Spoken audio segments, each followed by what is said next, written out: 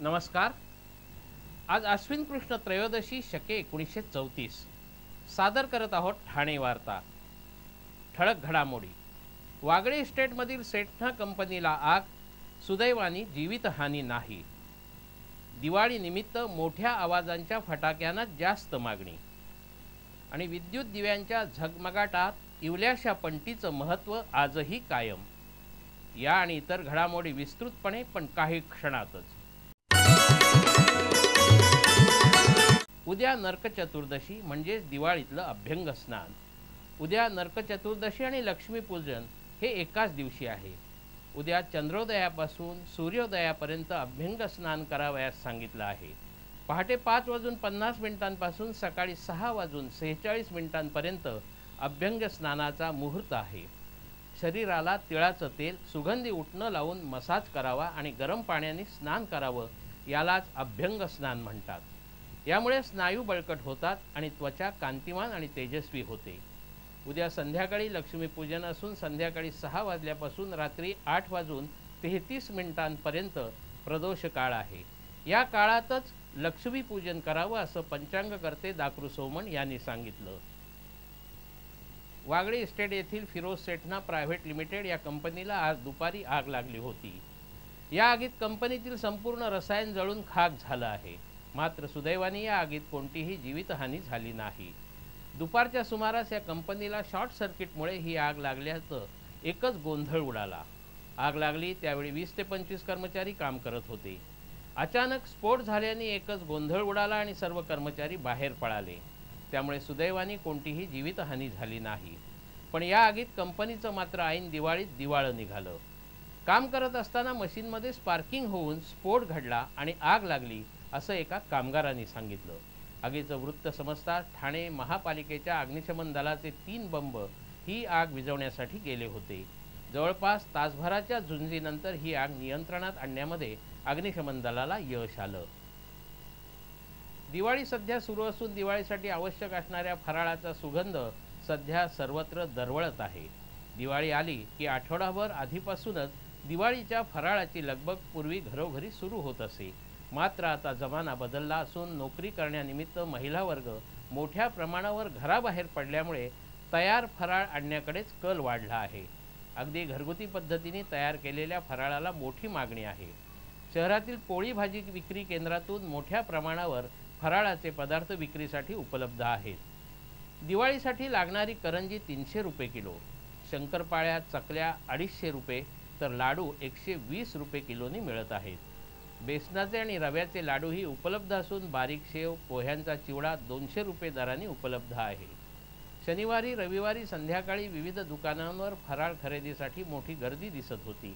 ज्यांनी आगाऊ मागणी नोंदवली आहे अशांची फराळ नेण्यासाठी गर्दी झाल्याचं चित्र विविध दुकानांमधून दिसत होतं। बाजारात तयार मिळणारा फराळ ही जरी सोय असली तरी घरच्या गृहिणींनी आपुलकीनी आणि प्रेमाने तयार केलेल्या पदार्थाची सर या पदार्थांना येत नाही, हेही तितकंच खरं। दिवाळी हा आनंदाचा सण आहे, मात्र अनेक जणांना या सणाचा आनंद लुटता येत नाही। धर्मराज्य कामगार कर्मचारी महासंघाच्या कर्मचाऱ्याने आपल्याला मिळणाऱ्या मिठाईतील अर्धा भाग अशा मंडळींसाठी देऊन एक आगळा वेगळा आदर्श निर्माण केला। ठाणे महापालिका शाळा क्रमांक 1, 5, 7, 13, 30, 35, 44, 45, 107 याबरोबरच दगडी शाळा महाराष्ट्र विद्यालयामधील प्रत्येक विद्यार्थी विद्यार्थिनींसह प्रत्येक शिक्षक शिक्षकेतर कर्मचाऱ्यांनाही उत्तम दर्जाच्या सुक्यामेव्याचं वाटप करण्यात आलं। दिवाळी म्हणजे दीपोत्सव, प्रकाशाचा सण। अंधाराला बाजूला सारीत प्रकाशाकडे नेणाऱ्या या दिवाळीच्या सणात महत्त्व असतं ते अर्थातच दिव्यांना। दिवाळीच्या सणात मातीच्या पणत्यांचा उपयोग करण्याची आपली परंपरा आहे। आज विद्युत दिव्यांच्या झगमगाटातही इवल्याशा पंटीने आपलं महत्त्व कायम राखलं आहे। ठाण्याच्या बाजारात विविध धातूच्या आणि आकारांच्या देखण्या पणत्यांची पंगत मांडली असली तरी मातीच्या पणत्या मातीमोल झालेल्या नाहीत। मातीच्या पणत्यांबरोबरच टेराकोटाच्या विविध रंगी आणि आकर्षक आकाराच्या पणत्यांनी बाजार सजला आहे। दोन्ही हातांची ओंजळ, लक्ष्मीची पावलं, शंख, कासव, तुळशी वृंदावन, हत्ती अशा विविध आकारांच्या पणत्या बाजारात पाहायला मिळतात। टेराकोटाच्या पणत्यांवर सिरॅमिकने केलेलं नक्षीकाम मोहक आहे। चमकी, आरसे, सोनेरी, रुपेरी अशा विविध रंगांनी नटलेल्या या पणत्यांच्या किमती 5 रुपयापासून ते 250 रुपयांपर्यंत आहेत.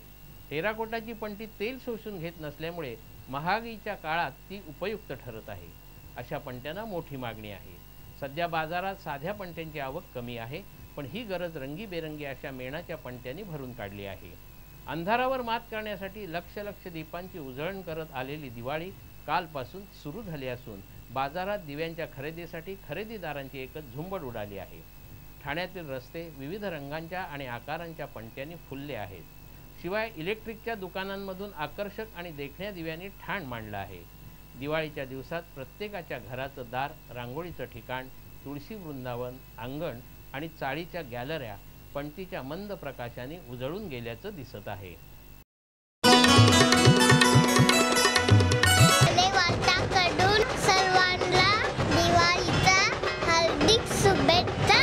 विहंग ग्रुप तर्फे दीपावलीच्या हार्दिक शुभेच्छा.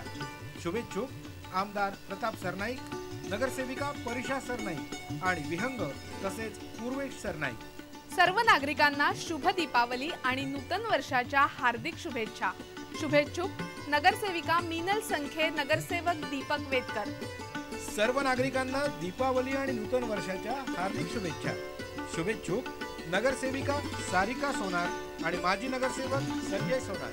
सर्व नागरिकांना दिवाळी आणि नूतन वर्षाच्या मनपूर्वक शुभेच्छा.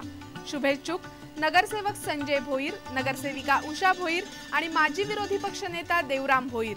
समस्त ठाणेकर नागरिकांना दिवाळीच्या हार्दिक शुभेच्छा. शुभेच्छुक नगरसेवक आणि गटनेता संजय वाघुले. सर्व ठाणेकरांना दीपावली आणि नूतन वर्षाच्या हार्दिक शुभेच्छा. शुभेच्छुक डॉक्टर खासदार संजीव नाईक. विहंग ग्रुप तर्फे दीपावलीच्या हार्दिक शुभेच्छा. शुभेच्छुक आमदार प्रताप सरनाईक, नगरसेविका परिशा सरनाईक आणि विहंग तसेच पूर्वेश सरनाईक. सर्व ठाणेकरांना दीपावली आणि नूतन वर्षाच्या हार्दिक शुभेच्छा. शुभेच्छुक माजी महापौर अशोक वैती. सर्वांना दिवाळीच्या हार्दिक शुभेच्छा. उद्या खग्रास सूर्यग्रहण होत असून हे खग्रास सूर्यग्रहण भारतातून मात्र दिसणार नाही. अश्विन अमावस्या म्हणजे उद्या उत्तर रात्री 2:05 पासून पहाटे 5:18 वेळेत होणारं हे खग्रास सूर्यग्रहण भारतातून दिसणार नाही, असं खगोल अभ्यासक डॉ. सोमण यांनी सांगितलं. ग्रहणविषयक वेधाधी कोणतेही धार्मिक नियम पाळण्याची आवश्यकता नाही. त्याचप्रमाणे नरकचतुर्दशी, लक्ष्मीपूजन साजरं करण्यासही कोणतीही हरकत नाही, असं त्यांनी सांगितलं. दिवाळीची धामधूम सर्वत्र सुरू असून सध्या बाजारात फटाके खरेदीसाठी गर्दी होत आहे. यावर्षी आवाजविरहित फटाके उडवावेत यासाठी जनजागृती केली जात असली तरी बाजारात मात्र मोठा आवाज करणाऱ्या फटाक्यांनाच अधिक प्रतिसाद मिळाला आहे. सध्या बाजार गर्दीने फुलून गेला असून दिवाळीसाठी खास तयार करण्यात आलेल्या फटाक्यांनी फटाके बाजार भरला आहे. यावर्षी बाजारात खास बच्चे कंपनीसाठी चायना गन आली आहे. तसंच मॅजिक फूड, मिनी पॅटर्न अशा प्रकारचे पाऊस बाजारात पाहायला मिळत आहेत. तर लवंगी, स्प्लेडर या नेहमीच्या फटाक्यांचेही खास आकर्षण आहे. बॉम्बसारखा मोठा आवाज करणारा कलर बॉल बच्चे कंपनीसाठी आकर्षक ठरणार आहे. डिलक्स अनार, भुईचक्र याबरोबरच मोठ्या व्यक्तींसाठी आकाशात उडणारे rocket, magic star, try colour, 100 shot, 60 shot असे आकाशात जाऊन आवाजाबरोबरच विविध रंग निर्माण करणारे फटाकेही पाहायला मिळत आहेत. व्यावसायिकांसाठी खास लक्ष्मीपूजनाकरता 1000 पासून ते 5000 पर्यंतची फटाक्याची माळ उपलब्ध आहे. ध्वनी प्रदूषण करणारे फटाके उडवू नयेत असं आवाहन सर्वत्र केलं जात असलं तरी बाजारात मात्र मोठ्या आवाजाचे फटाके मोठ्या प्रमाणावर विकले जात आहेत. जगात काही घडो, फटाके विक्रीवर त्याचा काहीच परिणाम होत नाही असं फटाके विक्रेत्यांकडून सांगितलं जातं. पूर्वीसारखे फटाके हे दिवाळीपुरतेच मर्यादित राहिलेले नसून राजकीय नेत्यांमुळे 12 महिने फटाक्यांना मागणी आहे. गरीबातला गरीब ते श्रीमंतातला श्रीमंत ही फटाक्यांची खरेदी करत असतो. सध्या बाजारात 20 रुपयांपासून 4000 रुपयांपर्यंतचे वेगवेगळ्या आकाराचे, वेगवेगळ्या रंगाचे, वेगवेगळ्या ढंगाचे फटाके दिसत आहेत. समन्वय प्रतिष्ठानतर्फे आयोजित वसंत महोत्सवात ठाण्यातील 3 गुणवंतांचा विशेष गौरव करण्यात आला. विधान परिषदेचे उपसभापती वसंत डावखरे यांच्या वाढदिवसानिमित्त वसंत महोत्सवाचं आयोजन केलं जातं. या महोत्सवात सूर, ताल आणि हास्य यांचा सुरेख संगम पाहायला मिळाला. उद्योग मंत्री नारायण राणेंपासून सुप्रसिद्ध कलाकार कादर खान, नृत्य दिग्दर्शक प्रभुदेवापर्यंत राजकीय, सामाजिक आणि सांस्कृतिक क्षेत्रातील अनेक दिग्गजांनी या कार्यक्रमाला उपस्थित राहून वसंत डावखरे यांना शुभेच्छा दिल्या. या वसंत महोत्सवामध्ये अनेक विनोदवीरांची हास्य जुगलबंदी, लोकप्रिय गायक गायिकांच्या मनमोहक सुरांचं तोरण उपस्थितांना अनुभवता आलं. यावेळी सुप्रसिद्ध शास्त्रज्ञ अनुपमा कुलकर्णी, कबड्डीपटू अभिलाषा म्हात्रे आणि मनोविकार तज्ज्ञ डॉक्टर आनंद नाडकर्णी यांचा खास गौरव करण्यात आला. या महोत्सवाची ही एक झलक.